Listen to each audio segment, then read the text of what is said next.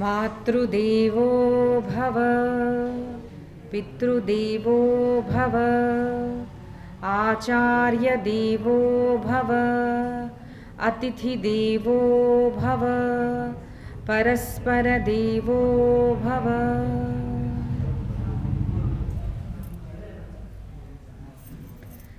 అందరూ 2 నిమిషాలు భగవన్నామ సంకీర్తన చేద్దాము. అందరూ స్ట్రైట్ గా కూర్చోవాలి. 2 చేతులతో చప్పట్లు కొడుతూ మధురమైన భగవన్నామ సంకీర్తన అందరూ చేయాలి. శ్రీమన్నారాయణ నారాయణ నారాయణ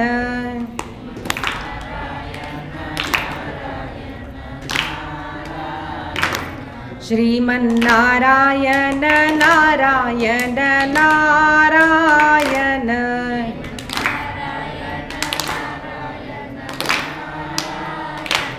लक्ष्मी नारायण नारायण नारायण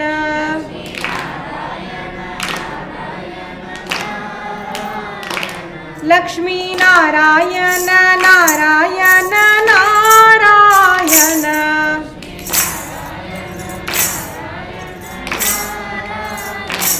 जय जय नारायण नारायण नारायण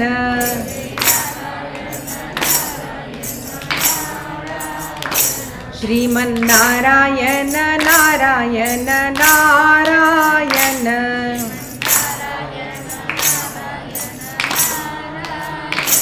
जय जय नारायण नारायण नारायण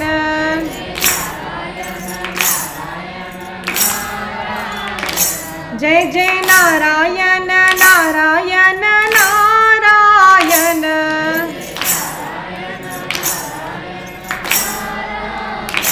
बद्री नारायण नारायण नारायण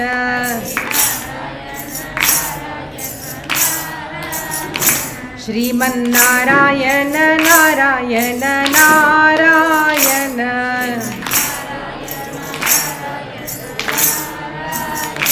जय जय नारायण नारायण नारायण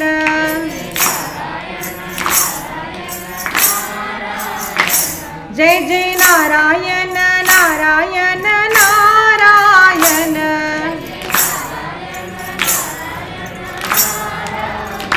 श्रीमन्नारायण नारायण नारायण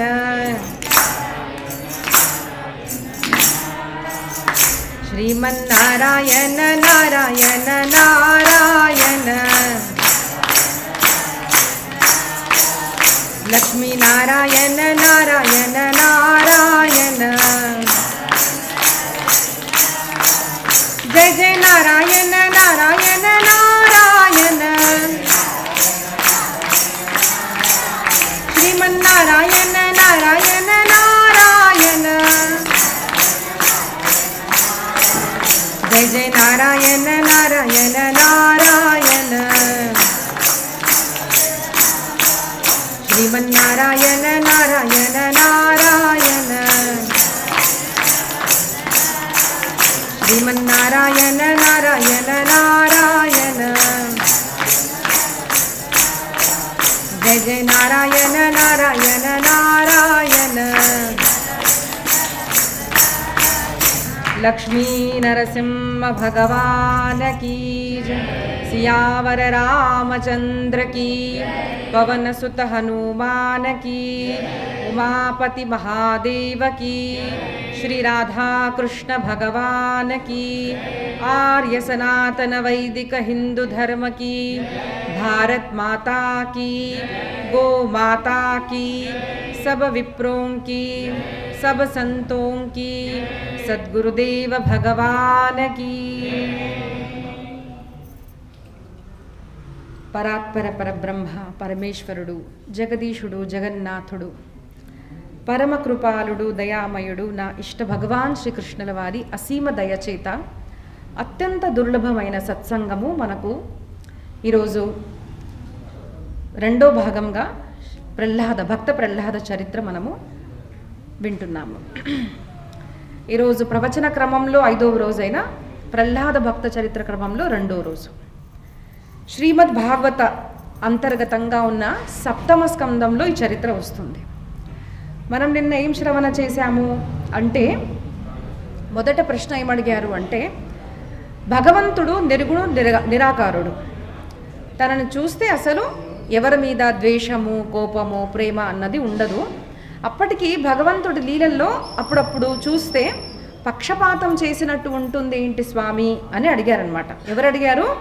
పరీక్షిత్ మహారాజు శుకబ్రహ్మని అడిగారు. అప్పుడు ఈ కథ ఎక్కడ జరుగుతుంది అంటే, హరిద్వార్ యొక్క క్షేత్రంలో శుకతాల్ అన్న ప్రాంతం ఉంది, అక్కడ జరుగుతుంది ఈ కథ. అక్కడ ఆయన ఏం చెప్పారు, కథలో కథ అనమాట. ఆయన ఏం చెప్పారు అంటే, ఇదే ప్రశ్న రాజసూయ యజ్ఞం జరిగేటప్పుడు నారద మహర్షికి పాండవుల్లో మొదటి అయిన పాండవుడు ధర్మరాజు అడిగారు ఇదే ప్రశ్న అని చెప్పారు. అప్పుడు నారద వారు ఏం చెప్పారో నేను అది నీకు చెప్తాను అని చెప్పారు. ఎందుకు అంటే, మన దగ్గర ఎప్పుడు కూడా నేను జ్ఞానం చెప్తాను మీరు వినండి ఎవ్వరు కూడా అనరు. మనం ఏది చెప్పినా కూడా వ్యాసోచ్చిష్టం జగత్రయం, మన గురువులు ఏదైతే చెప్పారో పరంపరంగా వచ్చిన జ్ఞానమే మనము విని చెప్తుంటాం. కానీ ఎప్పుడు కూడా జ్ఞానం అన్నది సొంతము అన్నది ఉండదు. We are never self made. అస్తు. అయితే ఇలా చెప్పినప్పుడు నారద మహర్షి ఏం చెప్పారు అది నేను మీకు చెప్తాను అంటారు. నారద మహర్షి ఏం చెప్పారు అంటే, భగవంతుడి లీల ఏదైతే ఉందో మనకు పక్షపాతంగా కనిపిస్తున్నప్పటికీ కూడా ఇది దైవలీల. మనం చేసే కర్మలు మనకు మాత్రమే ఈ జన్మ వరకు మాత్రమే గుర్తుంటాయి. కానీ పరమాత్మకు మనము జన్మలో చేసిన కర్మలన్నీ కూడా తెలిసి ఉంటాయి. కాబట్టి ఆయన మనకు ఎప్పటికైనా ఏ ఫలితాన్నైనా ఇచ్చినా, సుఖము దుఃఖము ఇచ్చినా కూడా అది మన పూర్వజన్మ కర్మ ఫలితం మాత్రమే అని చెప్పారు మనకు. అప్పుడు ఈ జయ విజయ అంటే ఇద్దరు దూతలు, సనందాదులు సనత్ కుమారులు, వీళ్ళు నలుగురు చిన్ని బాలులు అనే ఉన్నారన్నమాట. వాళ్ళు నలుగురిని వైకుంఠ 7వ ద్వారంలో ప్రవేశింపచేయకపోవడం వల్ల వాళ్ళిద్దరిని శపించారు. ఎందుకు అంటే, ప్రవేశం ఇవ్వలేదని కాదు, అక్కడ వారి యొక్క దుస్తులను చూసి వారు మామూలు మనుషులు, ఇదేంటి ఇలాంటి వేషధారణ వేసుకొని వచ్చారు అనుకుంటున్నారు. కానీ ఎప్పటికీ కూడా ఒక మనిషి వేషభూష చూసి ఆయన యొక్క మాహాత్మ్యం మనం చెప్పలేము. ఇప్పుడు దీర్ఘంగా ఇంకా చెప్పాలి అంటే నేను సూత్రవద్గా చెప్తాను. అష్టావక్రుడు యొక్క మీరు చూడండి ఒకసారి కథ ఎలా ఉంటుందంటే, జనక మహారాజు దగ్గరికి వెళ్తారు అష్టావక్రుడు. అష్టావక్రుడు అంటే 8 చోట్ల ఆయన వక్రంగా ఉంటారు, దేహం అంతా వక్రంగా ఉంటుంది. అక్కడ వెళ్ళిన తర్వాత అక్కడ అందరు నవ్వుతారు ఆయన మీద. అప్పుడు ఆయన ఏమంటారు అంటే, జనక, నేను నీ యొక్క రాజ్యంలో అందరూ జ్ఞానులేమో సుజ్ఞులేమో అనుకున్నాను, కానీ నా దేహాన్ని చూస్తున్నారు కదా, నా చర్మాన్ని చూసి వీళ్ళు నవ్వారు అంటే ఇంకా దేహమే నేను అని అనుకుంటున్నారు, వీళ్ళు పండితులు ఎలా అవుతారు అని చెప్పారనమాట. జ్ఞానం ఎప్పుడు ప్రారంభం అవుతుంది అంటే, దేహాతీత అవస్థ వచ్చినప్పుడు జ్ఞానం అన్నది ప్రారంభమవుతుంది. గుర్తుపెట్టుకోండి, జ్ఞానం అన్నది ఒక అవస్థ. జ్ఞానం అంటే మాకు శ్లోకాలు వచ్చు, మాకు ఇది కంఠస్థం ఉంది, అది జ్ఞానం కాదు. జ్ఞానం అంటే ప్రతి మనిషిలో పరమాత్మను చూడగలిగే అబిలిటీ, కెపాసిటీ ఎప్పుడైతే వస్తుందో జ్ఞాని అని అంటాం మనము. అస్తు. అయితే ఇలాగ చూడడం వల్ల, ఆ దేహ బుద్ధి ఉండడం వల్ల ఆ జయ విజయులకు శపించారు. ఏంటిది అంటే, మీరు 3 జన్మల్లో రాక్షసులుగా పుడతారు అనేసి.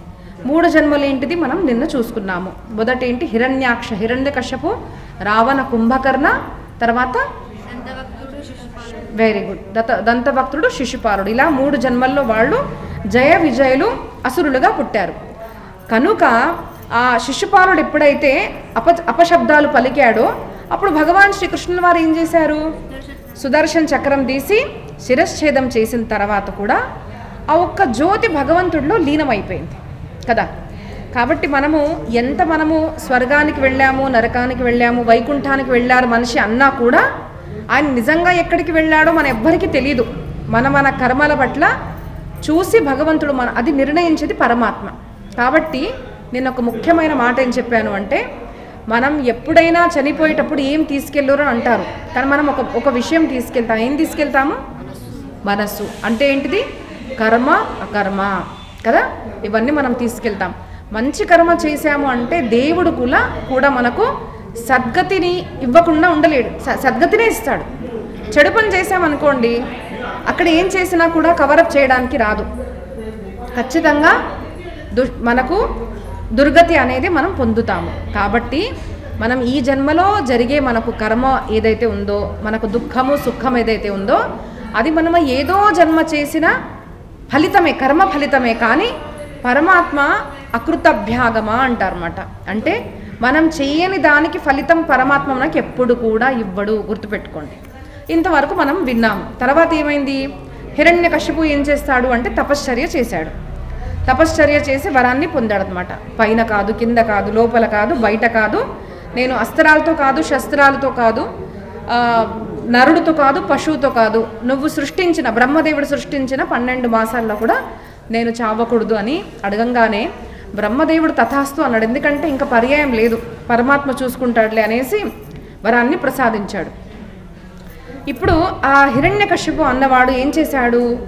ఒక పదవి దొరికిన తర్వాత, బలం దొరికిన తర్వాత, మంచి మనిషి అనుకోండి ఏం చేస్తాడు అంటే ఆ బలము, ఆ జ్ఞానాన్ని సమాజానికి మంచి చేయడానికి ప్రయత్నిస్తాడు. చెడ్డవాడు అనుకోండి, బలం దొరికింది, బుద్ధి, బలము, పదవి ఏదన్నా కానీ, అప్పుడు సమాజంలో హాని చేయడానికి వాళ్ళు ఉపయోగిస్తారు. అలాంటి వాళ్ళనే మనము అసురులు అంటాము. మంచి చేస్తున్నారనుకోండి, వాళ్ళని మనము దేవతలు అంటాము. అయితే అసురులు ఎవరు అన్న ఒక ప్రశ్న మనకు ఉంటుంది. నిన్న నేను అది చెప్పాను.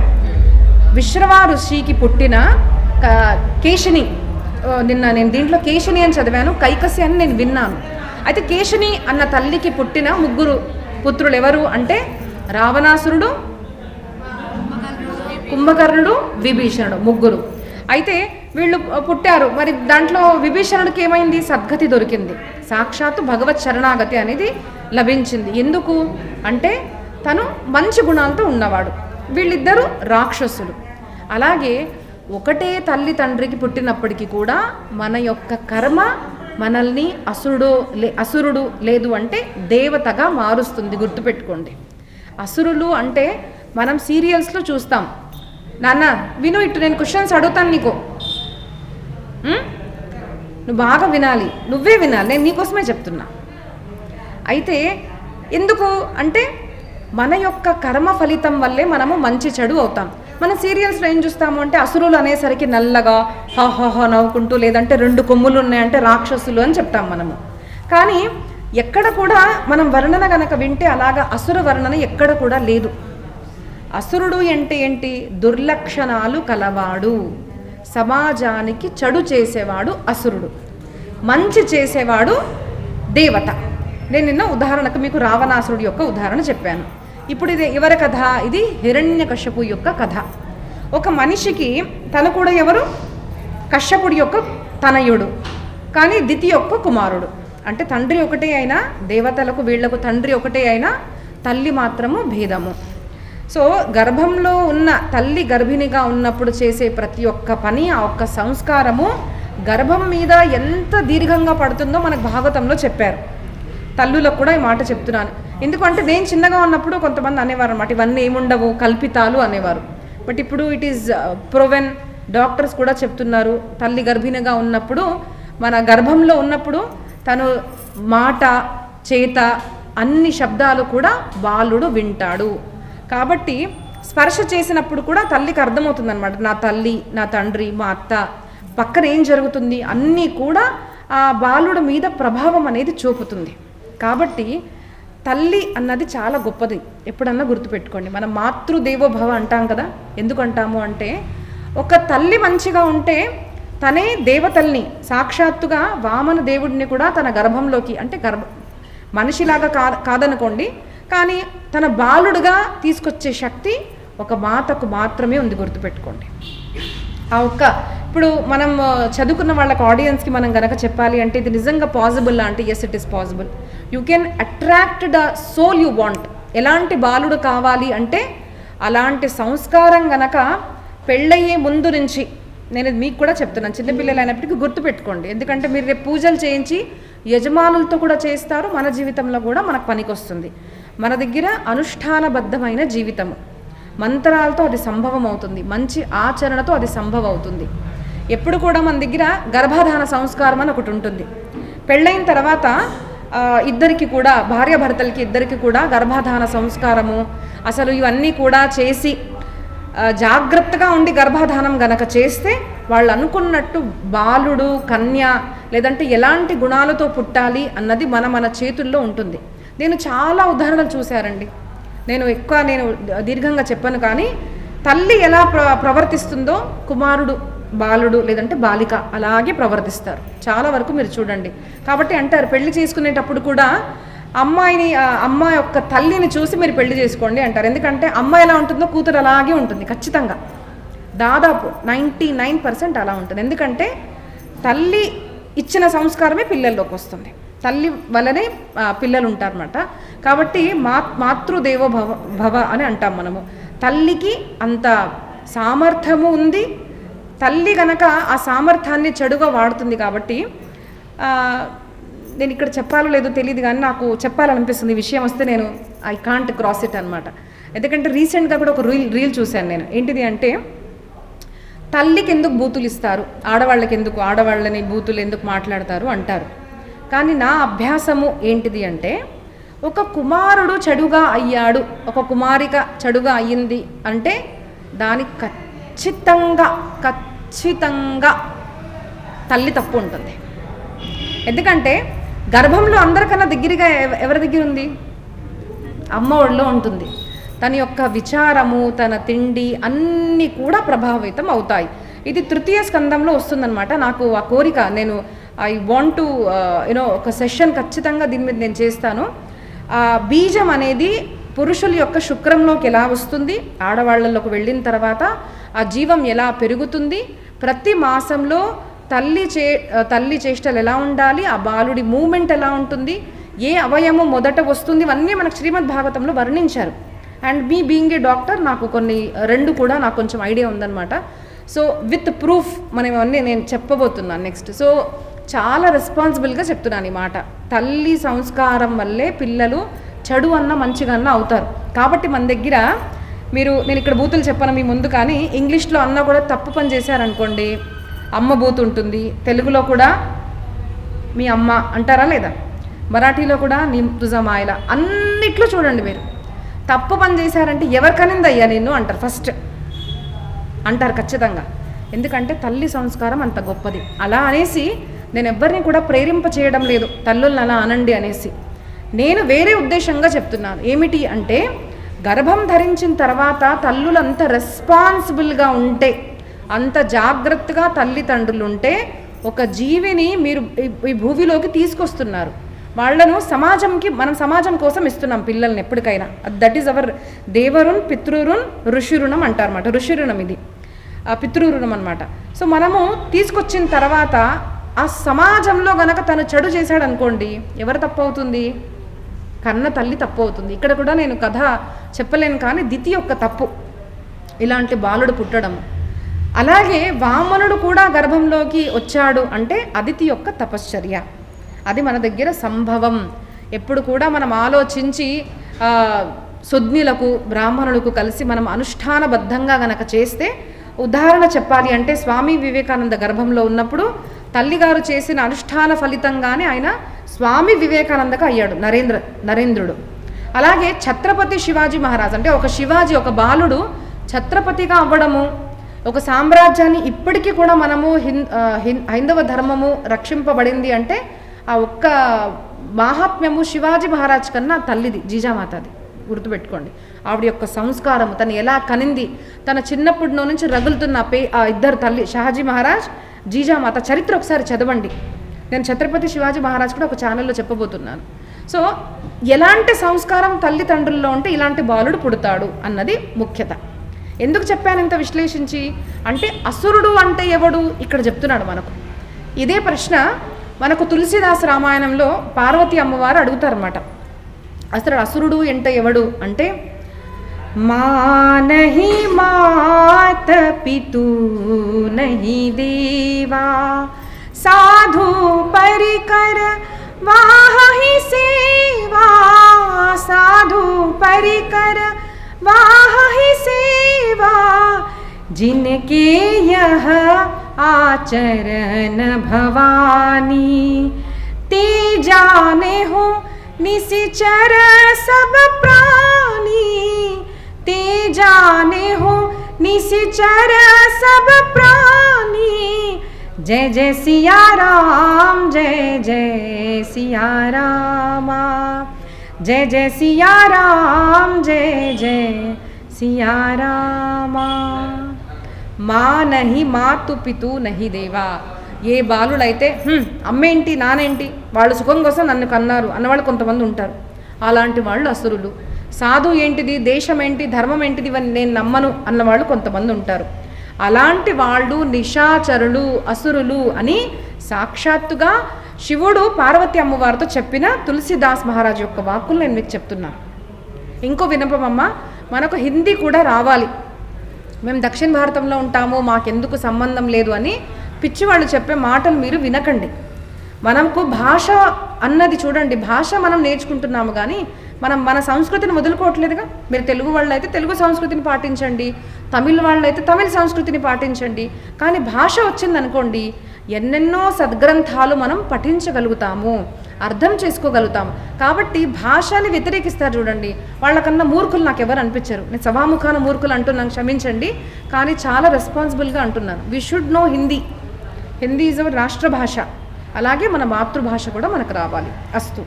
అయితే ఈ హిరణ్యకశ్యపు జన్మించిన ఆ తల్లి దితిమాత ఎలాంటి బాలుడిని కనుందో చూడండి. తనకు పదవి, తనకు తపశ్చర్య వల్ల బలం వచ్చింది కదండి. ఇప్పుడు ఆయన ఏం చేశాడు, ఒక అసురుడు ఏం చేస్తాడు చూడండి. పదవి రాగానే ఇప్పుడు ఇక్కడ కూడా కొంతమంది ఏం చేశారు, మీరు గమనిస్తున్నారో లేదో నాకు తెలియదు, వాస్తవాలు చెప్పడానికి నేను మాత్రం భయపడను. ఎందుకు అంటే మహా ఏమన్నా చేస్తే శరీరాన్ని చంపేస్తారు, నేను మళ్ళీ పుడతాను, నా పుట్టుకనైతే ఎవరు ఆపలేరుగా, అది నాకు తెలుసు, నేను మళ్ళీ పుడతాను, ఫస్ట్ అసలు నన్ను ఎవరు ముట్టుకోలేరన్న ధైర్యం నాకుంది. ఎందుకంటే నా వెనక నరసింహస్వామి ఉన్నట్టు నాకు ఎన్నోసార్లు అనుభూతి అనిపించాడు, నాకు భయం లేదు. రెండవది ధర్మో రక్షతి రక్షిత, ధర్మం కోసం నేను చెప్తున్నాను, నేను భయపడను, వాస్తవం చెప్తున్నాను.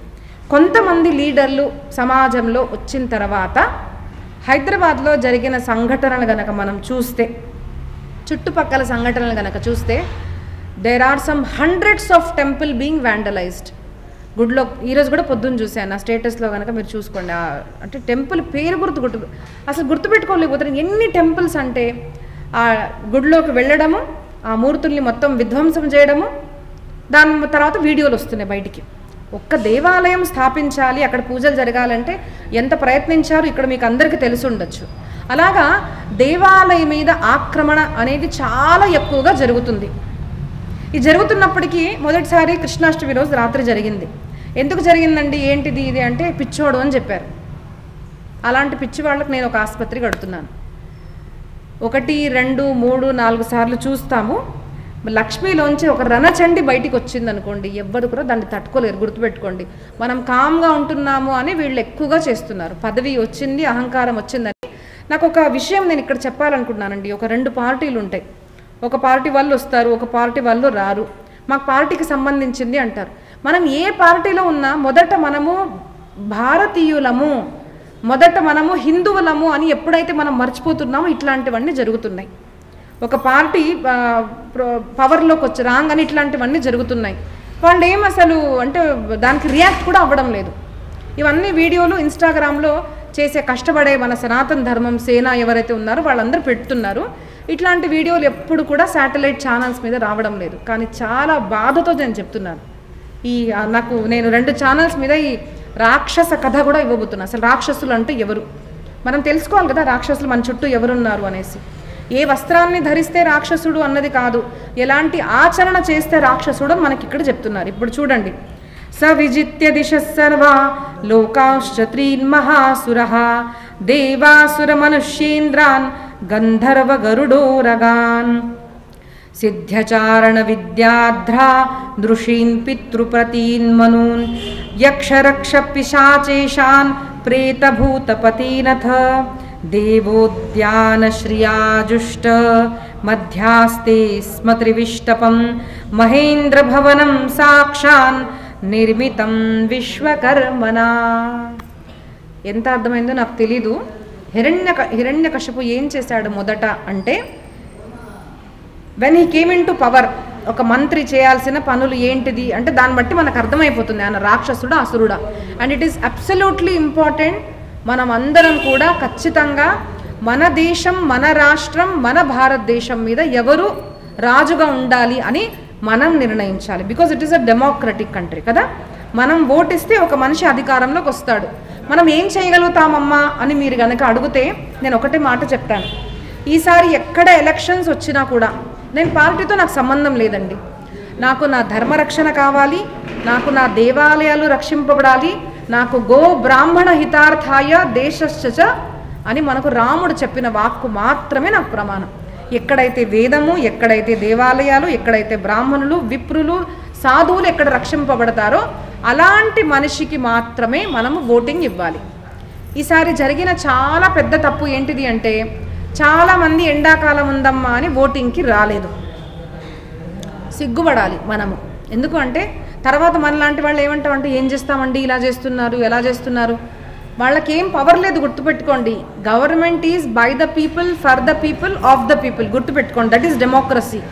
సో మనము ఒక మంచి రాజును నిర్ణయించుకుంటే హైదరాబాద్లో వచ్చే పరిస్థితి ఎలా జరుగుతుందంటే, ఖచ్చితంగా 5 సంవత్సరాల తర్వాత నేను ఇలా గనక కంటిన్యూ అయితే 5 సంవత్సరాల తర్వాత ఒక పాప, అమ్మ దసరా వచ్చింది కదా గుడికి వెళ్దాము అంటే, గుడ్లే లేవు కదే, ఏ గుడికి వెళ్దాము అన్న పరిస్థితి రాకుంటే మీరు చూడండి.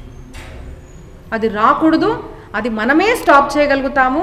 మీరు ఒక్కొక్కరి ఓట్ అది స్టాప్ చేయగలుగుతుంది. ఇప్పుడు జిహెచ్ఎంసీ ఓట్స్ వస్తున్నాయి, ఎలక్షన్స్ వస్తున్నాయి, దాని తర్వాత ఎలక్షన్స్. ప్రతి ఎలక్షన్లో కూడా మీరు ఎక్కడ ఉన్నా కూడా దయచేసి ఫ్లైట్ టికెట్స్ అన్న తీసుకొని ఇక్కడే ఉండండి, ఓటింగ్ చేయండి. ఇక్కడ గవర్నమెంట్ మారాలి అని నేను సభాముఖంగా చెప్తున్నాను. ఇలాగ మన గుళ్ళు నాశనం చేస్తే మనం ఊరుకునేది లేదు. ఆయన ఏం చేశాడు చూడండి. ఇక్కడ హిరణ్యకశిపు ఏం చేశాడు అంటే, సర్వ దిశ, అన్ని దిశల్లోకి వెళ్ళి యక్ష, నాగ, కిన్నెర, దేవత, బ్రాహ్మణ, ఋషి అందరి కూడా ఎక్కడైతే శక్తులు ఉన్నాయో వాళ్ళవి, ఎక్కడైతే స్థానాలు ఉన్నాయో అవన్నీ కూడా తను ఆక్యుపై చేశాడు, తీసేసుకున్నాడు. ఇప్పుడు ఎవరు చేస్తున్నారు? వక్ఫ్ బోర్డు చేస్తుంది ఇప్పుడు సమాజంలో.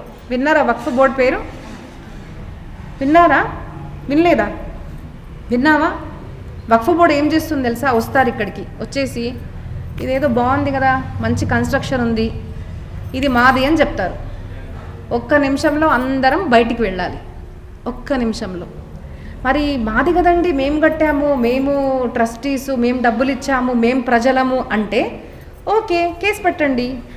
కేసు ఎక్కడా అంటే హైకోర్టు, సుప్రీంకోర్టులో కాదు, వాళ్ళ లాయర్స్ ఉంటారు, ఆ నిర్ణయింపబడేది వాళ్ళు.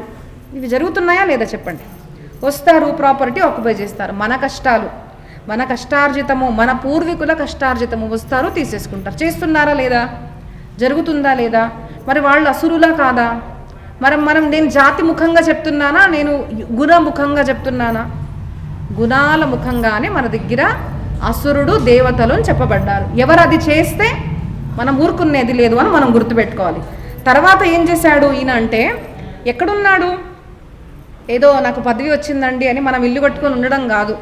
ఆయన ఏం చేశారు, ఏకంగా ఇంద్రుడి యొక్క సభ, మహేంద్ర భవనం సాక్షాత్ నిర్మితం విశ్వకర్మణ, విశ్వకర్మ నిర్మించిన, ఇక్కడ చాలా అసలు వర్ణించాలి అంటే దీనికే కంటబడుతుంది.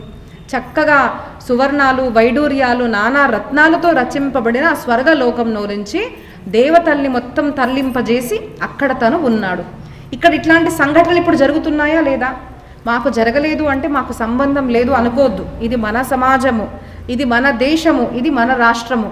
మనం దానికోసం నిలబడాలి. కొంతమంది వస్తున్నారు ఇప్పుడు ఏంటిది అంటే, సనాతన్ బోర్డు ఉంది కదా, వస్తుంది, పవన్ కళ్యాణ్ గారు చేస్తారు, మోదీ గారు చేస్తారు, వాళ్ళు చేస్తారు. ఒక మనిషి ఎక్కడెక్కడ చేరుకోగలుగుతాడు చెప్పండి. అట్లాంటి వాళ్ళు నించోని మాట్లాడుతున్నారు అంటే మనం పబ్లిక్గా మనం ఒక పవర్ మనం వాళ్ళకి ఇవ్వలేమా? Student we vote right person? ఖచ్చితంగా 18 సంవత్సరాల నిండిన వాళ్ళందరూ కూడా ఓటింగ్ అనేది తప్పకుండా, ఏ మనిషి అయితే నా దేవాలయాలు, నా బ్రాహ్మణ, గో, విప్రులు, సాధువులను రక్షిస్తుందో, నా దేశాన్ని రక్షిస్తుందో అలాంటి వాళ్ళని ఎన్నుకొని మీరు ఓట్ చేయాలని కోరుకుంటున్నాను. లేదు అంటే ఇదే మన పరిస్థితి. ఈయన ఏం చేశాడు, ఎక్కడైతే వేదాలున్నాయో, ఎక్కడైతే ధర్మం ఉందో, స ఏవ వర్ణాశ్రమిభి క్రతుభిర్భూరి దక్షిణై యుజ్యమానో హవిర్భాగా నగ్రహీత్ స్వేన తేజస.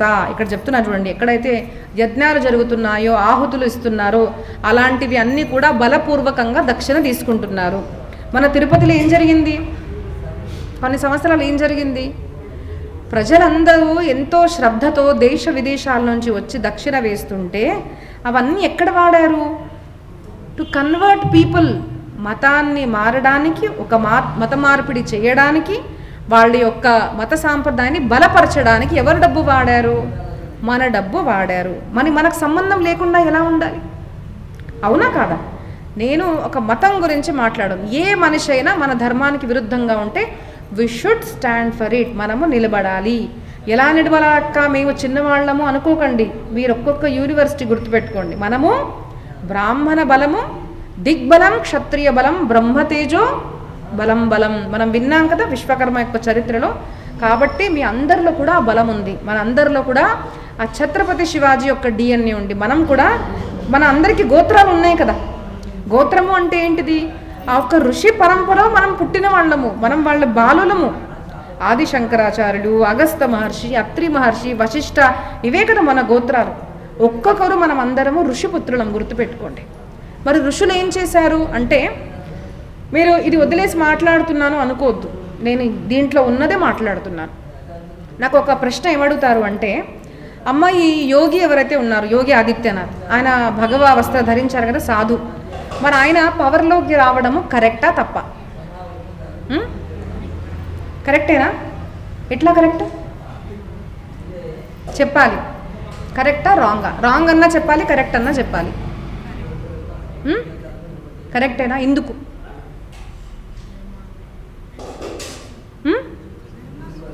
ధర్మం కోసం వచ్చాడు. ఆయన సన్యాసి కదండి. సన్యాసికి బ్రాహ్మణులకు దీంతో ఏం సంబంధము? మీరు దద్దోజనం తింటూ వేదాలు పఠించండి అంటారు రేపు మిమ్మల్ని కూడా. మీరేమంటారు? రేపు అవసరం పడితే దేశానికి, ధర్మానికి మీరు దేశం గురించి ఆలోచిస్తారా? లేదండి మాకు మా వేదం కావాలని మీరు దేశాన్ని వదిలేస్తారా? వస్తావా? Very good. చెప్పట్లే ఆయన కోసం. నేను చెప్పానుగా వీర బాలకుడు, నేను ఆయనకు భాగవతం నేర్పించబోతున్నాను. అయితే గుర్తుపెట్టుకోండి ఒకటి, దేశం గొప్పదా, దేశం ముందొస్తుందా, మన ధర్మం గొప్పదా? దేశం గొప్పది. చెప్తాను, నేను ఊరికే అనడం లేదు. ఇప్పుడు మన ధర్మం ఏంటిది? మీరందరూ వేదాలు పఠించాలి, వేద సంరక్షణ చేయాలి, ఇలాంటి సభలన్నీ జరగాలి. ఎంత చక్కగా కదా సంభాషణ జరిగింది. ఒక ప్రశ్న అడిగారు, అది ఎలా చేయాలి, అన్నీ వాళ్ళు మాట్లాడుకుంటూ సభలు జరగాలి. ఇప్పుడు ఈ ధర్మం నిలబడాలి అంటే మీకు ఒక స్థానం ఉండాలి కదా. స్థానమే లేదనుకోండి. ఇప్పుడు అందరూ ఏమంటున్నారు అంటే, every religion has a country. అందరికీ ఒక్కొక్క మతస్థులకు ఎన్నెన్నో దేశాలు ఉన్నాయి. మరి సనాతన ధర్మానికి అసలు ఒక దేశం లేదు అని అంటున్నారు. ఇప్పుడు మీరు చెప్పండి, సనాతన రాష్ట్రం ఎక్కడుంది? ఎక్కడుంది? మీకు ప్లేసే లేదు. సంధ్యావందనం ఎక్కడ చేస్తారు?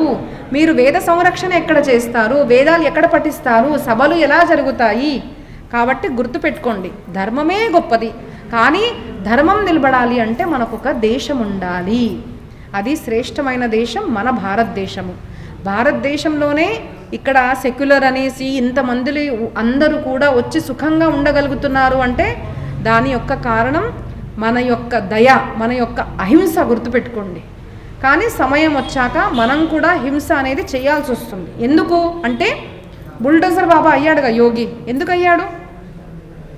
మనం ఎప్పుడు కూడా అహింస పరమో ధర్మ అని నేర్పిస్తాం.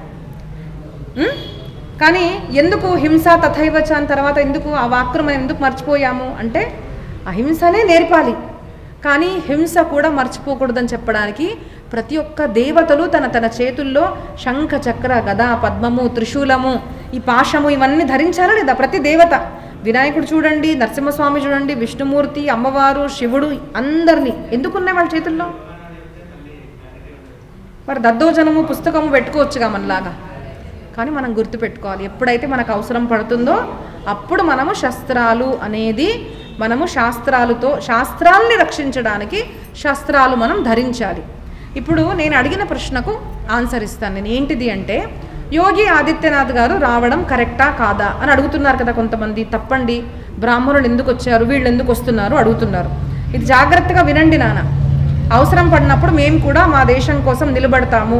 నాకేం కోరిక లేదు పాలిటిక్స్లో రావాలని, ఎప్పటికీ రాను. కానీ దేశం కోసం అవసరం పడితే నేను ఖచ్చితంగా ఏం చేస్తాను నాకు తెలియదు. బుల్డోజర్ మాత అవుతానేమో నాకు తెలియదు, బట్ అవసరం వస్తే అవుతాను. ఈ పరిస్థితి కనుక హైదరాబాద్లో ఉంటే we will have to change, we will have to take the charge. ఎందుకు వచ్చాడు అంటే దాని యొక్క ఉదాహరణ మనకు రామాయణంలో కనిపిస్తుంది. ధర్మ అధర్మ తెలుసుకోవాలి అంటే మనం దేని చూడాలి? మనము రామాయణాన్ని చూడాలి కదా. రామో విగ్రహవాన్ ధర్మ, ధర్మమే కనుక ఒక రూపం ధరిస్తే రాముడిలాగా వచ్చింది. రాముడు ఉన్నప్పుడు ఏమైంది? మనం విశ్వకర్మ యొక్క చరిత్ర, విశ్వామిత్ర చరిత్ర చెప్పాను. ఏమవుతుంది? వాళ్ళందరూ యజ్ఞం చేస్తున్నప్పుడు ఆ యజ్ఞంలో వేరాని పదార్థాలు అన్నీ వేస్తున్నప్పుడు విశ్వామిత్ర మహర్షి వెళ్ళి ఏం చేశారు? రాముడిని తీసుకొచ్చారు. రాముడికి మొత్తం అంతా ఇతిహాసం చెప్పారు. ఎవరన్నా మొదట మనం గొప్పవాళ్ళం అవ్వాలి అంటే మనం మన ఇతిహాసం తెలుసుకోవాలి. కాబట్టి మనం అందరం కూడా మన ఇతిహాసము మనం తెలుసుకోవాలి. మొదట గుర్తుపెట్టుకోండి, రామాయణము మహాభారతము మన ఇతిహాసము. అది అందరూ పఠించాలి, నేర్చుకోవాలి. కావాలంటే నన్ను పిలవండి, నేను చెప్తాను. కానీ మనం ఇవి తెలుసుకోవాలి, ఇతిహాసం తెలిసి ఉండాలి. ఇతిహాసం తెలిసిన వాళ్ళు ఇతిహాసాన్ని రచిస్తారు. అయితే రాముడి కాలంలో ఏమైంది? అదంతా కూడా చూపించాడు విశ్వామిత్ర మహర్షి. ఎలాగా? By walk. సమాజంలోకి వెళ్తేనే సమాజం ఏంటో తెలుస్తుంది. అలా పై నుంచి హెలికాప్టర్లోకి వెళ్తే కిందేం జరుగుతుంది తెలియదు. మినిస్టర్లు కిందకి రావాలి, మనకి బాత్ చేయాలి, అందరు ప్రజలతో మాట్లాడాలి. అప్పుడు ఏమవుతుంది? అందరినీ చూశాడు రాముడు. సమాజంలో బాహ్య పరిస్థితి ఎలా ఉంది? ఒక్కొక్క వనంలో ఒక స్త్రీలు, లేడీ గుండాలు కూడా ఉన్నాడు కదా. మొదట ఎవరిని చంపారు? త్రాటికని చంపాడు. అవునా కదా? రాముడు అవసరం పడినప్పుడు అసురులు దేవతలు మనం తెలుసుకోవాలి. ఇదంతా నేర్పించింది ఎవరు? మేక్ ఇన్ డ్రామా చేసింది విశ్వామిత్ర మహర్షి. మొదటి ఆయనకు అస్త్రాలు శస్త్రాలు అన్నీ ఇచ్చి, మంత్రాలు ఇవన్నీ కూడా ఇచ్చింది ఎవడు? మొదట విశ్వామిత్ర మహర్షి. నేను ఎవరో అడిగారు ఈ క్వశ్చన్ కూడా. తర్వాత ఏమైంది? రావణాసురుడు చంపడానికి వెళ్ళినప్పుడు ఏ అస్త్రం ఉపయోగించాలి అన్నది చెప్పింది ఎవరు? ఎవరు? వెరీ మెల్లగా ఎందుకు చెప్తాను? అగస్త్య మహర్షి. తప్పైనా పర్వాలేదు చెప్పండి. అగస్త్య మహర్షి. చక్కగా వినండి. మహాభారత రామాయణంలో హీ హ్యాడ్ ఎ కంప్లీట్ ఒక రూమ్ ఉందన్నమాట. మొత్తం ఒక లోపల ఏంటిది అంటే అప్డేటెడ్ ఉన్న అస్త్రాలు శస్త్రాలు ఉన్నాయి. ఝాన్సీకి రాణి ఓడిపోవడానికి ఒక కారణం నాన్న. ఏంటిది అంటే షీ డింట్ హ్యాడ్ అప్డేటెడ్ లేవన్నమాట. తను ఏంటిది, బ్రిటిషర్స్ ఎవరైతే వచ్చి పోరాడుతున్నారో వాళ్ళ దగ్గర గన్స్ ఉన్నాయి. ఒక్క గన్ కొట్టాము అంటే 1000 మందిని వాళ్ళు చంపేసేవాళ్ళు. ఈవిడ ఆ కాలంలో కూడా ఇంకా తలవారని యూజ్ చేస్తున్నారు. She didn't had that. So కాబట్టి ఆవిడ ఓడిపోయారు. ధైర్యం లేక కాదు, ఇది జరిగింది. So we should be updated. ఇప్పుడు మేము కూడా టెక్నాలజీ నేర్చుకోము, బ్రాహ్మణులం కదా అని కుదరదు. మీకు 3 విషయాలు రావాలి. మొదట వేదం చక్కగా రావాలి. ఇప్పుడు గురుగారు ఏం చెప్పారు మనకు? రోజు కూడా మీరు అభ్యాసము చేయాలి. మీకు శాస్త్రాలు ఎవరైనా డౌట్స్ అడిగితే ఇలా ప్రమాణబద్ధంగా చెప్పగలగాలి మీరు. మనం అందరం కూడా అభ్యాసం అనేది రోజు చేయాలి. సో మనకు మన విషయము అభ్యాసము రోజు చేయాలి. రెండవది ఏంటిది అంటే మనము వ్యాయామము చేయాలి. శరీరానికి సాధన వ్యాయామము, మనసుకు సాధన గాయత్రి. సో రెండవది ఏంటిది? శరీరానికి మనసుకు సాధన, వ్యాయామము, మంత్రము, సాధన చేయాలి. మొదటి ఏంటిది? అభ్యాసము. మూడవది ఏంటిది అంటే ఇప్పటి కాలంలో ఇంగ్లీష్ ఈజ్ అబ్సల్యూట్లీ నెసరీ. మీకు ఎన్ని అయితే అన్ని భాషలు రావాలి. అందరికి, మీకు చెప్తున్నాను, అందరికీ రావాలి. సనాతన ధర్మ రక్షణ ఎవరైతే చేయాలనుకుంటున్నారో వాళ్ళకి ఎన్ని భాషలు వస్తే అంత మంచిది. మన జ్ఞానాన్ని మనము వివిధ భాషల్లో వీ కెన్ కమ్యూనికేట్, చెప్పగలుగుతాము. రెండవది, మాకు టెక్నాలజీ రాదండి, మాకు సంబంధం లేదు అంటే కుదరదు. మనకు ఇన్స్టాగ్రామ్, ఈ ఫేస్బుక్ ఇవన్నీ మళ్ళీ దాంట్లో ఫ్లో అవ్వకండి. ఎంతవరకు అవసరమో అవి మాత్రం మనకు ఖచ్చితంగా రావాలి అనేసి వెంటనే మీరు రేపు మొబైల్స్ కొనకూడదు. పెద్దగైన తర్వాత యుక్తాహార విహారస్యలాగా ఏదన్నా యుక్తంగా ఉండాలి. యుక్తంగా ఫోన్ వాడడం మనకు రావాలి. మనకు ఇప్పుడున్న టెక్నాలజీ అందరికీ రావాలి. ఇది రాలేదనుకోండి, మన సనాతన ధర్మం కోసం మనం మాట్లాడగలుగుతాం కానీ మనం రక్షణ అనేది చేయలేము, గుర్తుపెట్టుకోండి. అయితే ఈయన ఏం చేశాడు? వర్ణాశ్రమ ధర్మాలు, బ్రాహ్మణులు, యజ్ఞాలు అవన్నీ కూడా నాశనం చేశాడు. అదే రాముడి కాలంలో చేస్తున్నప్పుడు అగస్త్య మహర్షి మొత్తం అన్ని అస్త్రశస్త్రాలు కూడా తీసుకొచ్చి ఏ మంత్రాన్ని ఉపయోగించాలి, ఆదిత్య హృదయ స్తోత్రం చెప్పారు కదా, ఏ మంత్రాన్ని పఠించాలి, తర్వాత ఏ అస్త్రాన్ని ఉపయోగించాలి అని చెప్పి he made Rama kill Ravana.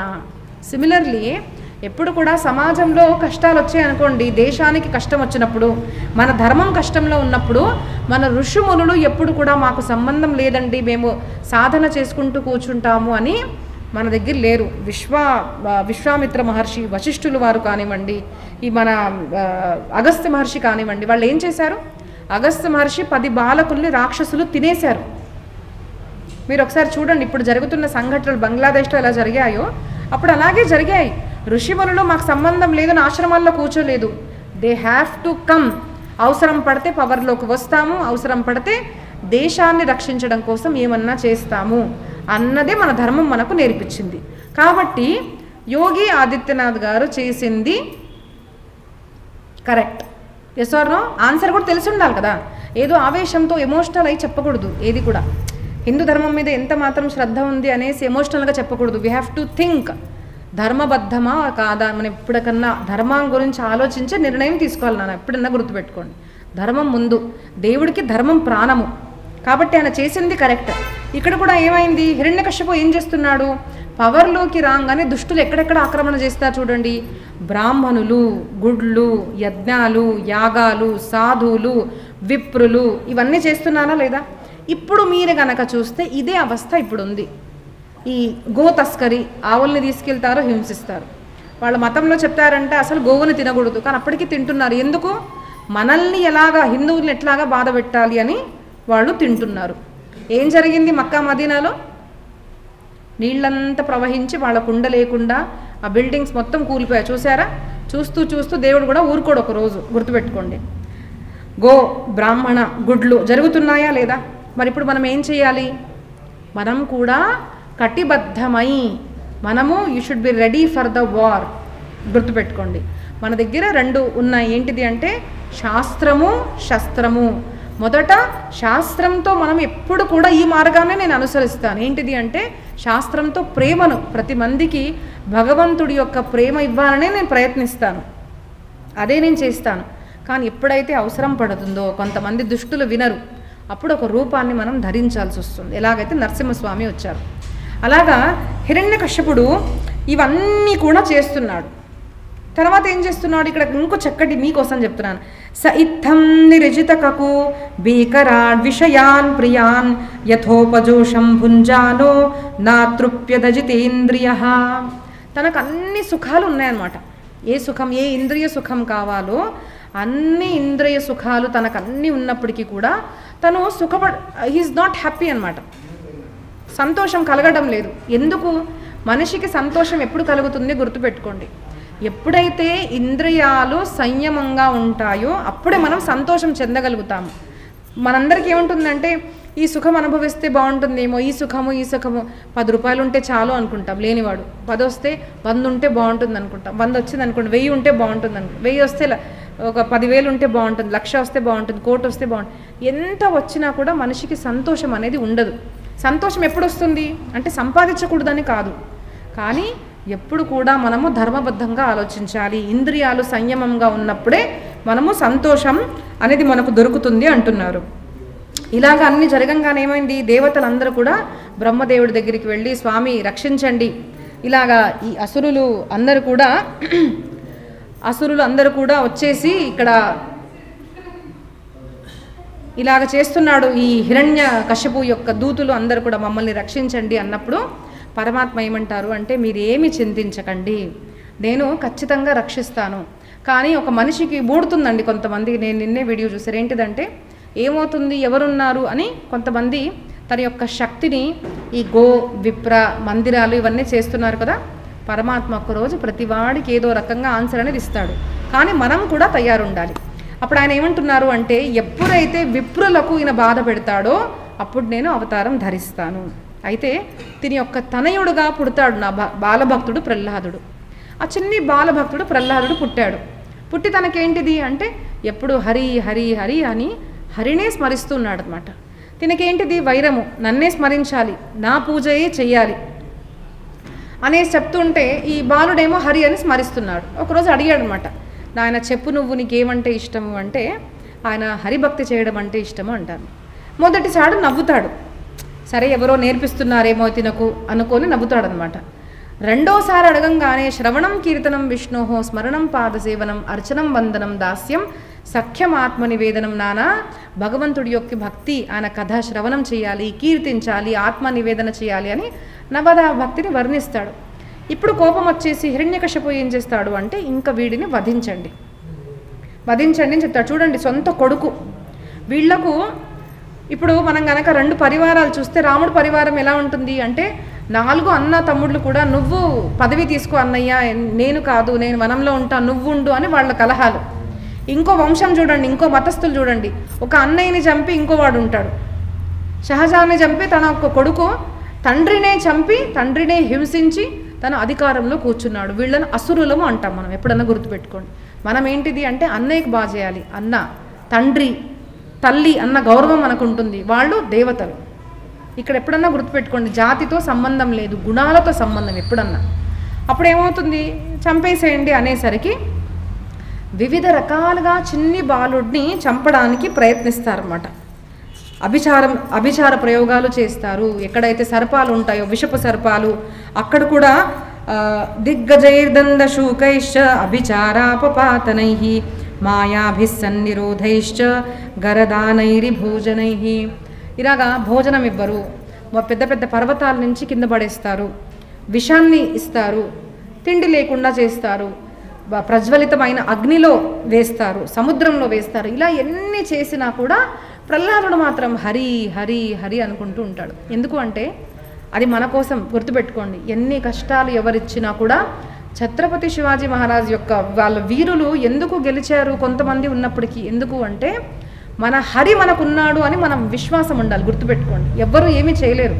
నేను మొన్న కూడా మీకు చెప్పాను కదా, శబల ఎలాగైతే సేనను ప్రకటన చేస్తుందో అదే మనకు ఛత్రపతి శివాజీ మహారాజ్ యొక్క చరిత్రలో కనిపిస్తుంది. ఛత్రపతి శివాజీ మహారాజ్ని చంపడానికి పండరిపురం వెళ్తారన్నమాట. ఆయన భక్త తుకారం దర్శనం చేయడానికి వెళ్తారు. అప్పుడు ఏమవుతుంది, అసలు ఎక్కడ లేని సేన, ఎక్కడ చూసినా ఛత్రపతి ఛత్రపతి కనిపించారు. ఇది దైవలీల కాదా? ఛత్రపతి శివాజీ మహారాజ్కి అమ్మవారే ఖడ్గం ప్రసాదించింది. కాబట్టి మనము ఉపాసన అన్నది చెయ్యాలి. ఉపాసన చేసే వాళ్లకు భక్తి అన్న భయం అన్న ఉంటుందన్న. భక్తి ఉందంటే మనకు భయం ఉండదు, భయం ఉందంటే భక్తి లేదు. గుర్తుపెట్టుకోండి. ఆ సాధన చేసేసరికి ఏమైంది అంటే వీడు బాగా భయపడ్డారు, గురువులు కూడా భయపడ్డారు, ఎవ్వరూ ఏమీ చేయలేకపోతున్నారు. ఎవరికైతే పరమాత్మ రక్ష చేస్తాడో ఆయనకు ఎవ్వరూ ఏమీ చేయలేరు.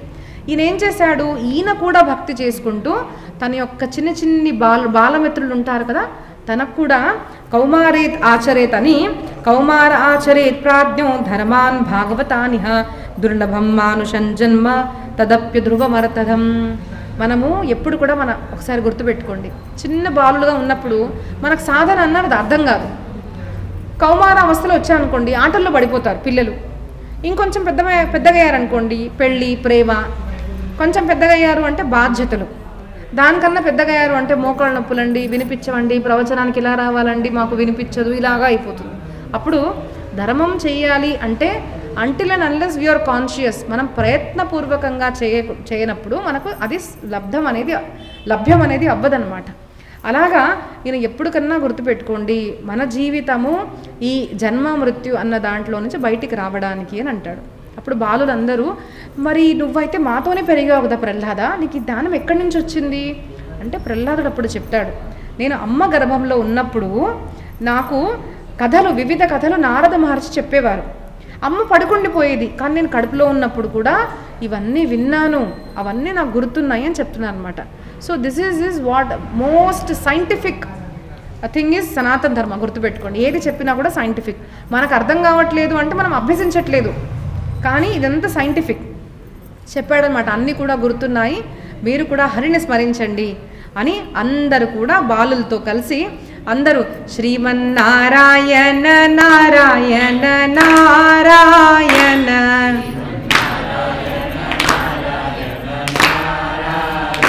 శ్రీమన్నారాయణ నారాయణ నారాయణ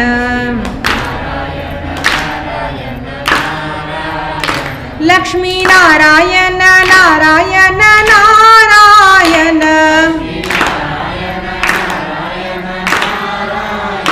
జయ జయ నారాయణ నారాయణ నారాయణ. ఇలాగా బాలులతో పాటు అందరూ తల్లీనమైపోయారన్నమాట. ఇప్పుడు మనం కూడా చూడండి, హరి సంకీర్తన చేస్తుంటే ఎంత తల్లీనమైపోతామో. అలాగ తల్లీనం అమ్మంగానే ఈ హిరణ్యకశ్యపు పిలిచాడంట, వెళ్ళి తన్ని పిలుచుకొని రండి అనేసి. గురుపుత్రుడు వచ్చారు, ఒక భటుడు వచ్చాడు. భటుడు వచ్చి ఇదేంటిది పాఠశాలలో ఎవ్వరు లేరని చూసేసి నారాయణ నారాయణ అని వాళ్ళు భయపడ్డాడు అనమాట. సరే భయపడుకుంటూ వెళ్ళి ప్రహ్లాదుడిని ముట్టుకోగానే తను కూడా శ్రీమన్నారాయణ శ్రీమన్నారాయణ పలకడం ప్రారంభించాడు. ఎందుకంటే సంఘ యొక్క రంగం అనమాట, సంగతి యొక్క రంగము మనకు వచ్చేస్తుంది. ఎవరి సంగతిలో ఉంటామో మన జీవితం మన మనసు కూడా అలా అయిపోతుంది. భటుడు అట్టు వెళ్ళిపోయాడు, ఇంకో భటుడిని పంపించాడు. తను కూడా ముట్టుకొని శ్రీమన్నారాయణ నారాయణ. అదేంటిది భటులు ఎటు వెళ్తున్నారు అటు వెళ్ళిపోతున్నారు ఏంటిది అనుకున్నారు. ఇటు చూస్తే పాఠశాలలో అప్పుడు గురువుగారు లేరు, చండామర్కులు. వాళ్ళిద్దరు కూడా వచ్చి చూసేసరికి వామ్మో, మేము లేని ఈ సమయంలో ఈ చిన్ని బాలుడు అందరితో శ్రీమన్నారాయణ చేపిస్తున్నాడు, ఇది గనక మన హిరణ్యకశ్యపు రాజు చూశాడు అంటే మన పని ఇంకంతే అనేసి వాళ్ళని ఆపడానికి ప్రయత్నిస్తే వాళ్ళిద్దరు కూడా శ్రీమన్నారాయణ నారాయణ. అప్పుడు ఆ హిరణ్యకశ్యపుడు ఏంటిది అందరు అటు నుంచి అటు వెళ్ళిపోతున్నారు అనేసి హిరణ్యకశ్యపు రాగానే అక్కడ చూస్తే అందరూ కూడా ఆ హరిని స్మరిస్తూ చూస్తే ఏకంగా ఆపండి అని అంటాడు. అందరు భయపడుకుంటూ వెళ్ళిపోతారు అక్కడి నుంచి. ప్రహ్లాదుడు మాత్రం అలాగే ఉంటాడు. అప్పుడు అసలు ఏంటి నువ్వు ఇలా వ్యవహరిస్తున్నావు, నువ్వే కాకుండా అందరినీ కూడా హరిస్మరణ చేయిస్తావా, చెప్పు నీకు అసలు ఇంత ధైర్యం ఎక్కడుంది అంటే, ఆ హరి నన్ను రక్షిస్తున్నాడు స్వామి అంటే, ఎక్కడున్నారు ఆ హరి? అన్నిట్లో ఉన్నాడు, అంతే కదా. భక్తుడు భయం ఎందుకు ఉండదు అంటే, రాత్రి పగలు పైన కింద అన్ని చోట్ల పరమాత్మ రక్షిస్తున్నాడు మనకు తెలుసు, ఆత్మసాక్షి జ్ఞానం ప్రసాదం అవుతుంది కాబట్టి మనకు భయం అనేది కలగదు. మరి ఎక్కడున్నాడు చెప్పు, అన్ని చోట్ల ఉన్నాడు అంటే స్తంభంలో ఉన్నాడు అంటాడు, ర్యాండమ్లీ ఒక స్తంభాన్ని తీసుకొని. ఎందుకు లేడు? ఆ నమ్మకం మనకు కూడా ఉండాలి. రేపు ఎప్పుడన్నా ఇబ్బంది వచ్చినప్పుడు ఆ పరమాత్మ నన్ను రక్షించడా, నేను ఏ వేదాన్ని సేవించానో, ఏ భాగవతాన్ని నేను సేవించాను, ఏ పరమాత్మ రోజు నేను పూజ చేస్తున్నాను, ఏ స్వామివారికి నేను నైవేద్యం పెడుతున్నాను, ఆ స్వామి నేను రక్షించడా అన్న నమ్మకం ఉందనుకోండి, ఆ ద్రౌపదిని రక్షించడం వలె మనల్ని కూడా రక్షిస్తాడు, గుర్తుపెట్టుకోండి. అంత నమ్మకం. భగవంతుడు ఎలా వస్తాడు అంటే, భగవంతుడు విశ్వాసముతో వస్తాడు. ఆయన పిలిచేది ఒక్కటే మార్గం, విశ్వాసము. అలా అనేసరికి భాగవతంలో వర్ణిస్తాడు, అక్కడ అసలు లేడంట, కానీ నరుడు కాదు సింహము కాదు, నరసింహ భగవానికి, నరసింహ భగవానికి, నరసింహ భగవానికి. సాక్షాత్తు నరుడు కాదు పశువు కాదు, ఇలాంటి చిత్ర విచిత్రమైన రూపాన్ని చూసి భగవంతుడితో ఇద్దరికి కూడా యుద్ధం అనేది జరుగుతుందన్నమాట. అప్పుడు అందరు దేవతలు వచ్చి స్వామి స్వామి తొందరగా చంపేసే అంటే, తొందర కాదు, సమయం వచ్చినప్పుడే నేను చంపగలుగుతాను. ఎందుకు అంటే ఇంకా పుణ్యం ఉంది, నేను చెప్పాను కదా అకృతభ్యాగమః, ఇంకా మనం ఎంత పుణ్యం చేశామో అంత ఫలితం మనకు దొరుకుతుంది. అప్పుడు పరమాత్మ ఏం చేస్తారు అంటే, బయట కాదు లోపల కాదు, పైన కాదు కింద కాదు, నరుడు కాదు పశువు కాదు, నరసింహ రూపము, అస్త్రాలు కాదు శస్త్రాలు కాదు, నఖాలతో తన శరీరాన్ని విదీర్ణం చేసి పైన కాదు కింద కాదు జంఘ మీద తీసుకొని 12 మాసాలు కూడా కాదు అధిక మాసంలో ఆ హిరణ్యకశ్యపుడిని యొక్క తన తన తన ఉద్ధారం చేయడం అనేది మనకు సప్తమ స్కందంలో చెప్తారనమాట. అప్పుడు భగవంతుడు శాంతించట్లేదు అని అంటారు. అప్పుడు అందరు దేవతలు వస్తారు, స్తుతిస్తారు. అప్పుడు బాలభక్త ప్రహ్లాదుడు స్తుతి చేయడం వల్ల ఆ నరసింహస్వామి శాంతం అనేది జరిగిన కథ చాలా పెద్ద కథ. నేను చెప్పడానికి ప్రయత్నించాను కానీ మనకు సమయాభావము. ముఖ్యంగా ఏం చెప్పాలి అంటే, ఎప్పుడన్నా ఏ భక్తుడైనా భగవంతుడి ఉపాసన చేశాడు అంటే ఆ భక్తుడిని ఎప్పుడు కూడా భగవంతుడు రక్షిస్తాడు అని గుర్తుపెట్టుకోండి. మనం ఏ స్వరూపాన్ని ఆరాధిస్తామో ఆ స్వరూపం మనకు వెనక ముందు పైన కింద రాత్రి ఎప్పుడు కూడా మనల్ని రక్షిస్తుంది అన్న నమ్మకం మనకు ఉండాలి. భక్తుడికి భయము అనేది ఉండకూడదు. రెండోది, అసురుడు ఎప్పుడున్నా మన దేశం మీద ఆక్రమణ చేసినప్పుడు ధర్మం రక్షించడానికి మనం దేశం అనేది అవసరమని మనం గుర్తుపెట్టుకోవాలి. ఇలాంటి చిన్న బాల ప్రహ్లాదుడి యొక్క కథ ఎందుకు చెప్పాను అంటే, వంశంతో సంబంధం లేదు, అసుర జన్మలో పుట్టినా కూడా తను హరి హరి అని స్మరిస్తే తన కోసం సాక్షాత్తు నరసింహస్వామి వచ్చారు కదా, మరి మనం కూడా హరిని స్మరిస్తే స్వామి రాడా? నమ్మకంతో హరిని స్మరించండి, కీర్తించండి, మరలా మరలా ముహుర్ముహు సత్సంగాన్ని చేయండి, కథాశ్రవణము చేయండి. ఎలా చేయండి? ప్రయత్నపూర్వకంగా చేయాలి. ఎలాగైతే టికెట్ తీసుకొని మరి సినిమాలకు వెళ్తాం కదా, అక్కడ చనిపోతున్నా కూడా హౌస్ఫుల్ ఉన్నా కూడా బయట నించుంటారు ఎప్పుడు టికెట్ దొరుకుతుందని. అలాగా సత్సంగం ఉంది అనేసరికి కూర్చోడానికి స్థానం ఉండకూడదు. ఆ యొక్క మాహాత్మ్యం మనం తెలుసుకోవాలి. కథ విన్న వారి జీవితం మారిపోతుంది. ప్రహ్లాదుడు కూడా గర్భంలో ఉన్నప్పుడు కథ విన్నాడు. రాక్షస పుత్రుడు కానీ భక్తుడిగా మారాడు కదా. అలా మన జీవితాన్ని కూడా మనమే మార్చగలుగుతాము. ఉద్ధరేదాత్మనాత్మానం ఆత్మానం అవసాదయేత్. ప్రయత్నపూర్వకంగా సత్సంగం చేయాలి, గురు శుశ్రూష చేయాలి. అప్పుడు మన జీవితం అనేది మారిపోతుంది. నేను ప్రయత్నం చేశానండి. ఈ చక్కటి అవకాశం ఇచ్చిన కాపురి గురూజీ గారికి, అందరి పెద్దలందరికీ కూడా నేను చాలా చాలా అభివాదన ఇస్తున్నాను. ఎందుకంటే అవకాశం వల్లే నేను మరీ నా హరిని స్మరించగలిగాను, కీర్తించగలిగాను. తర్వాత మీ అందరు కూడా చక్కగా కూర్చొని విన్నారు కాబట్టి మీ అందరికీ కూడా చెప్పట్టు. ఇక్కడ ఆల్రెడీ ప్రజావాణి అని ఛానల్ రికార్డ్ చేస్తున్నారు, వాడికి కూడా చాలా చాలా అభివాదనలు. కానీ కార్యక్రమం జరుగుతుంది అంటే ఈ అమ్మ మీద చాలా శ్రద్ధతో మా శ్యామ్ గారు వచ్చి అది కూడా రికార్డ్ చేసి పెట్టారు. ఆయనకు కూడా చాలా చాలా అభినందనలు. అందరు శ్రోతృవర్గానికి అందరూ కూడా భగవద్భక్తి, ధర్మార్థ కామమోక్ష లభించాలి, గురు అనేది లభించాలి, భగవన్నామంలో మీకు రుచి కలగాలి అని అందరితో భావిస్తూ ఈ సేవను నేను సద్గురు చరణాలు అర్పించుకుంటున్నాను. ఇప్పుడు దక్షిణ ఒక భాగం వస్తుంది. ఎవరైనా కథ చెప్పారు అంటే వాళ్లకు దక్షిణ ఇవ్వాలి కదా. మీకు నిజంగా నచ్చిందా? ఒక దక్షిణ అడుగుతాను. సమయం లేదు కాబట్టి నేను ఎప్పుడూ ఒకటే దక్షిణ అడుగుతాను. మీకు నిజంగా నచ్చింది అంటే ఒక దక్షిణ ఇవ్వండి. ఒక్క మాల నామస్మరణ నా కోసం చేయండి. నిజంగా నచ్చిందంటే అది ఒక్క దక్షిణ నాకు ఇస్తే చాలు. రోజుకు ఒక్క మాల మీరు చేస్తే నేను అదే ఉత్తమమైన దక్షిణగా భావిస్తాను. ఎందుకు అంటే మీ సాధనయే నాకు దక్షిణ. కాబట్టి అందరికీ కూడా పునః అభివాదనాలు. సద్గురుభ్యో నమః. सियावर रामचंद्र की, पवन सुत हनुमान की, आर्य सनातन वैदिक हिंदू धर्म की, भारत माता की, गौ माता की, सब विप्रों की, सब संतों की, सद्गुरुदेव भगवान की, शारदा नरसिंह स्वामी भगवान की. అలాగే ఆనంద్ జోషి అన్న అబ్బాయి కూడా, ఆదిత్య జోషి అన్న అబ్బాయి కూడా చేస్తున్నాడు. తనకు కూడా చాలా చాలా అభివాదనలు. ఇలాంటి సత్కార్యాలు వీరందరూ కూడా ఎన్నో చేయాలని కోరుకుంటూ ఈ సేవ నేను మా సద్గురు చరణాల్లో అర్పించుకుంటున్నాను. జై శ్రీరామ్.